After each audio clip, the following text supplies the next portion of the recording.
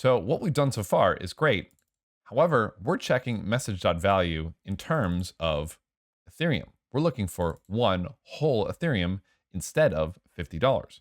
We want to check that message.value is greater than some number like $50. Let's go ahead and first set the minimum USD value we want people to send along with the fund function. We can do that at the top of our contract. We can say UN256 public minimum USD equals 50. Now we have some place to check for minimum USD. We're going to update this minimum USD to make it more gas efficient in a little bit. Now that we've set our minimum USD, we want to be able to require the message.value is greater than, or let's say greater than or equal to the minimum USD. But minimum USD is in terms of USD and value is in terms of Ethereum. So how do we convert Ethereum to USD? This is where oracles and Chainlink are going to come into play. The USD value of Ethereum is something that we've assigned outside of the blockchain to each Ethereum or any other layer 1 currency or any other native smart contract platform currency. So in order to get this value that is outside the blockchain, we have to use a decentralized oracle network to get the price of one Ether in terms of USD. So before we can continue on here, let's learn a little bit more about the architecture of these decentralized oracle networks and the different solutions that they have so that we can create this FundMe contract in the most advanced way possible. As we've talked about, blockchains are deterministic systems, which means that they themselves can't actually interact with real-world data and events. They don't know what the value of an Ethereum is. They don't know what random numbers are. They don't know if it's sunny outside. They don't know the temperature. They don't know who's president. They don't know any of this information. These blockchains also can't do any external computation. Maybe you have some amazing artificial intelligence model that you want to integrate with a smart contract. Smart contracts by themselves can't do anything with that. As we've mentioned, this is because blockchains are deterministic by design. This is so that all the nodes can reach consensus. If you start adding variable data or random data or values that return from an API call, different nodes could get different results and they would never be able to reach a consensus. This is known as the smart contract connectivity problem or the oracle problem. And this is bad news because we want our smart contracts to be able to replace traditional agreements. And traditional agreements need data and they need to interact with the real world. So this is where Chainlink and blockchain oracles come into place. A blockchain oracle is going to be any device that interacts with the off-chain world to provide external data or computation to smart contracts. However, the whole story doesn't even end there. If we use a centralized oracle, we are reintroducing a point of failure. We've done all this work to make our logic layer decentralized, but if we get our data through a centralized node or through a centralized API, or we decide we want to make the API call ourselves, we are reintroducing these trust assumptions that we've worked so hard to get rid of. We're essentially ruining the entire purpose of building a smart contract. So we don't want to get our data or do external computation through centralized nodes. Those are bad news. Chainlink is the solution here. Chainlink is a decentralized oracle network for bringing data and external computation into our smart contracts. As we mentioned before, this gives rise to these hybrid smart contracts, which combine on-chain and off-chain to make incredibly feature-rich, powerful applications. Chainlink is a modular, decentralized oracle network that can be customized to deliver any data or do any external computation that you like. So, for example, a lot of people say, oh, I can just make an HTTPS call to some API and we'll be good to go. The blockchain nodes can't make these HTTPS calls because they wouldn't be able to reach consensus. If they called the node at different times or they did something else, all the consensus would be broken. So instead, we need a decentralized network of Chainlink oracles to do this. And then in the transaction, this network of nodes will return the data to our smart contracts for us. Now, Chainlink networks can be completely customized to bring any data or any external computation that you want. However, doing the customization can be a little bit extra work. There are a ton of Chainlink features that come out of the box completely decentralized, ready to plug and play into your smart contract applications. What are those features? The first one is going to be Chainlink data feeds, and that's the one we're actually going to be using for our application here. Chainlink data feeds, currently at the time of recording, are powering over $50 billion in the DeFi world. The way they work is a network of Chainlink nodes gets data from different exchanges and data providers and brings that data through a network of decentralized Chainlink nodes. The Chainlink nodes use a median to figure out what the actual price of the asset is, and then deliver that in a single transaction to what's called a reference contract, a price feed contract, or a data contract on chain that other smart contracts can use. And then those smart contracts use that pricing information to power their DeFi application. We can see an example at data.chain.link. And you can change networks, you can change price feeds, you can change a whole bunch of different information to see some of the most popular price feeds. Let's look at ETHUSD, for example. On ETHUSD, we can see this whole network of independent Chainlink node operators that are each getting different answers for the price of ETHUSD. They're getting aggregated by the network and then delivered on chain. We can see how often they're updated. These ones are updated for a 0.5 deviation threshold or a few hour heartbeat, whichever one hits first. We can see when the last update was, we can see the number of Oracle responses, etc. We can see the contract address directly on chain. We can even look at the contract on Etherscan. We can see some of the history. We can see all the responses of the different oracles. And then at the bottom, we can see the different users and sponsors keeping this network up. Similar to transaction gas, whenever a node operator delivers data to a smart contract, the Chainlink node operators are paid a little bit of Oracle gas in the Chainlink token. Right now, these users of the protocol are sponsoring keeping these feeds up and are paying the Oracle gas associated with delivering this data on chain. Here's an illustration of what the current model of these data feeds look like. A network of these Chainlink nodes each reaches out and gets the information about an asset and then signs the data with their own private key. In a single transaction then, one node will deliver all the data with all the different signatures to a reference contract. If that node doesn't deliver the data, another node will send it instead. Reputation is incredibly important when you're a Chainlink node operator. If you miss data updates, if you forget to send transactions, you'll probably be quickly kicked off these networks and have no chance of making any more money in the future. These data feeds are used by some of the largest protocols in the space, such as Synthetics, SushiSwap, Compound, and Aave, with several $1 billion each. We can take a look at an example over at docs.chain.link. Work with EVM contracts. We're going to hit EVM chains, scroll down to data feeds. We'll scroll down to the Solidity section, and we can see an example of an entire contract that uses and reads from one of these Chainlink price feeds. We can even open this up in Remix and work with it in Remix. It looks like this example is reading from a price feed on Kovan. The reason we're actually going to use a testnet to see this work is that there's a set of Chainlink nodes monitoring the test network to show you exactly how this works out. Once we get deeper into the course, we'll show you how to actually run tests and work with Chainlink nodes without actually being on a testnet, which will make your development much faster. But I highly recommend walking through this section along with me so that you can see firsthand how this actually works.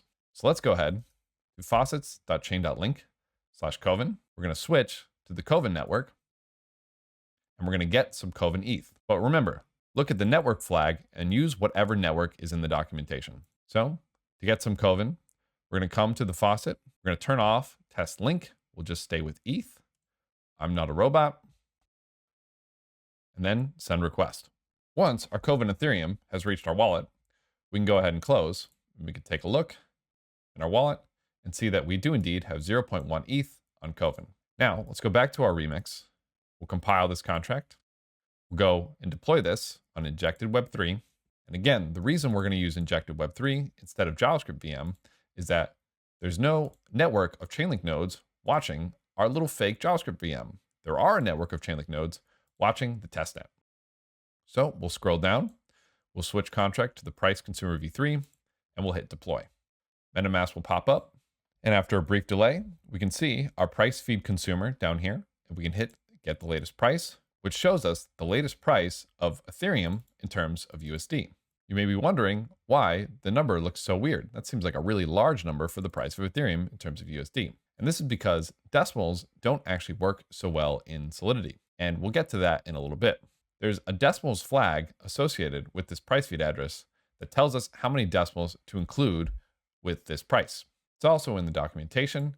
However, I know that this one has 8 decimals. So this is saying the value of Ethereum right now is $3,262.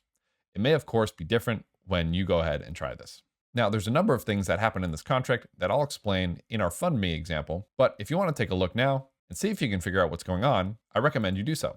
Price feeds are one of the most powerful out-of-the-box decentralized features you can use in your smart contract to level them up, especially for decentralized finance. If you're looking for different addresses of different price feeds, you can check the contract addresses section of the documentation, choose the network that you want, and then scroll down and then look some of the different addresses of the different price feeds. For example, this address will give you the price of 1-inch token in terms of Ethereum. This address will give you the price of the Apple stock in terms of USD, and so on and so forth. The next decentralized application right out of the box is going to be Chainlink VRF, or Chainlink Verifiable Randomness Function.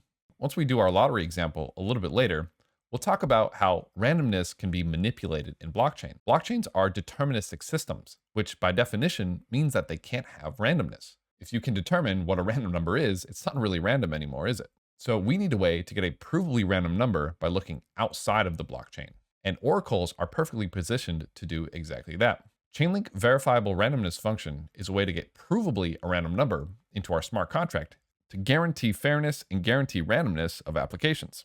Many protocols like Pool Together, Axie Infinity, Ether cards, Aave, and more use Chainlink VRF for lotteries, for randomizing NFTs, for gaming, and for more. We're going to do an example of Chainlink VRF in a later section once we get to the lottery section. If you want to see if you can play with the randomness yourself right now, I recommend you going to docs.chain.link, EVM chains, and scroll down to get a random number. And this will teach you how to get a provably random number into your applications. The next decentralized out-of-the-box feature of Chainlink is Chainlink Keepers, which is decentralized event-driven execution. As you've seen, in order to kick off some type of transaction, somebody needs to spend the gas and somebody needs to sit down and hit the go button or hit the transact button or hit the send button. This is obviously a centralized vector if you have a decentralized application that needs to run at specific times or after specific events are triggered. Chainlink Keepers are the solution to this. Chainlink Keepers are Chainlink nodes that listen to a registration contract for different events that you specify to fire. Maybe you say every 10 minutes you want to do something, or once a week do something, or if the price of some asset hits some number, or maybe a liquidity pool is at a certain level, whatever event that you want to code, you absolutely can. The Chainlink nodes constantly listen for these triggers to happen and check the different contracts for these triggers. Once a trigger returns true, the Chainlink nodes will then perform whatever action that you tell the Chainlink nodes to do. We're also not going to go over the Chainlink Keepers examples right now because we're going to get to them in a later module. However, if you want to try them out, go to docs.chain.link/Ethereum, go to making compatible contracts, and feel free to read the documentation and try it out yourself. The last out-of-the-box feature of Chainlink is the most customizable, but also the hardest to get correct. End-to-end reliability is the ultimate promise of our smart contracts, and we want and need them to be able to do anything. We want to be able to take any input and get any output. Making HTTP GET, HTTP POST requests is an easy way to customize our Chainlink nodes to be able to do anything. Remember how we talked about making API calls that blockchain nodes themselves can't do that? Well, Chainlink nodes can do that. Chainlink nodes can make direct requests to any API that you specify. In order to do this, you both have to choose the Chainlink node and the URL/data to send the request to. This is a little bit trickier than Chainlink VRF, Keepers, or price feeds because you then have to be responsible for creating the Chainlink network that gets data from many different Chainlink nodes and many different data providers. But let's look at an example in Remix anyways. For this section, feel free to just watch since we are working with a testnet here. And testnets, as we've seen, can take a little bit of time. As long as you're familiar with what this process looks like, that's good enough. You don't actually have to try it if you don't want to. So we'll open up in Remix. We'll read through. It looks like this example is on the Coven network. So we'll go ahead and compile API consumer. We're going to go ahead and deploy on the injected Web3. We're going to make sure that we're back on the Coven test network. We're going to scroll down and we're going to change the contract to the API consumer. And we're going to go ahead and hit deploy. We're going to deploy this contract to the Coven testnet. And now we can call this function called request volume data to actually make an API call. Now, like I mentioned before, whenever we request data from a Chainlink node, we have to pay a little bit of Oracle gas or link token. In order to pay some link token, we're going to need to have link token in our API consumer contract. This is what's known as the basic request and receive model. To get link token, we go back to our faucet, and this time we'll select 10 test link for our contract. Let's go ahead and verify that we're human, and we'll hit send request. This time, instead of sending us Ethereum, they're sending us 10 test link, which is what's known as an ERC20 token, or more accurately, an ERC677. We'll get to understanding that a little bit later. We can see the asset in our MetaMask by importing the token. In order to get the token, we're going to come back to the documentation, and we're going to look up link token contracts, like that. We're going to go to the network that we just got the tokens on, which for us was Coven.